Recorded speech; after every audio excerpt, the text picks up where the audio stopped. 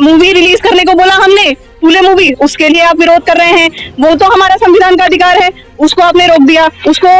और वो भी जो मूवी रिलीज हुई थी वो हमारे ही लोगों के सिनेमा हॉल्स में रिलीज हुई थी, ज्यादातर लोगों ने रिलीज ही नहीं की, क्योंकि अगर वो रिलीज कर दी जाती तो उन्हें अच्छे आचरण मिलते, जो कि उन्हें देने ही नहीं है। अब वो अच्छे आचरण ना देने के, अब बुरे आचरणों की वो बात ही नहीं करते भाई। लेकिन वो तो आपके बाबा साहब की प्रतिमा भी नहीं लगने दे रहे हैं, पहले कानून मंत्री रहे हैं बाबा साहब देश में। उनको मूर्ति, वही मैं बोल रही हूँ ना कि अच्छे आचरण वो कब मिलेंगे, जब वो देखेंगे, उनके बच्चे जानेंगे कि भाई बाबा साहब की मूर्ति है, बाबा साहब को वो जानेंगे कि बाबा साहब कौन थे। पर जब वो उनके दिमाग में ये कि हम मूर्ति ही ना लगने दें ताकि तो राम की बात कर रहे हैं, मनु की बात कर रहे हैं, उनकी प्रतिमा लगाइए आप।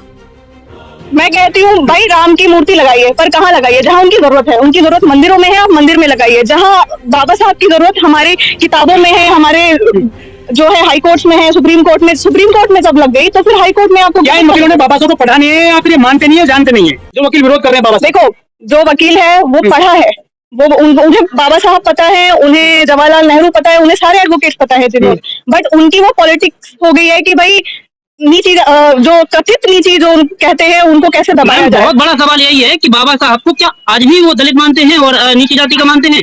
देखो, जिन्होंने अच्छे काम करे हैं उनको वो नीचा ही मानते हैं, जो बुरे काम करते हैं। अब मैं एक चीज कहना चाहूंगी कि कुछ साल पहले सेक्शन 497 एडल्ट्री का हटा दिया गया था, तब तो आपको कोई दिक्कत नहीं हुई थी भाई। शादीशुदा माहौल में आप कहीं दूसरी जगह रहते हैं, मुझसे आपको कोई दिक्कत नहीं होती, वो तो आपके सुआचरण है।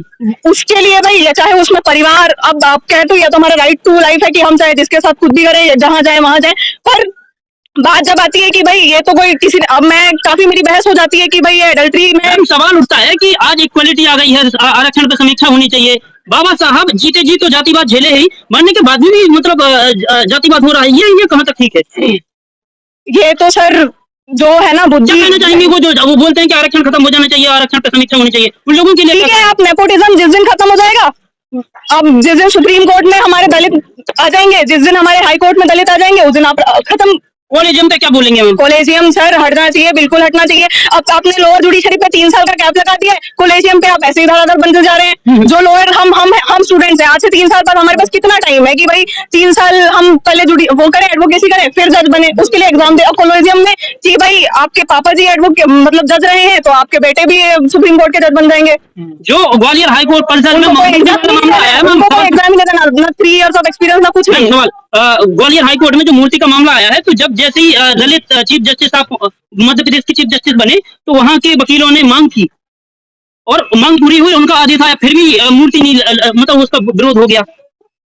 सर जिनकी आदत हो जाती है हर चीज में उंगली करने की ना, वो कोई अच्छी चीज हो तो उंगली करेंगे।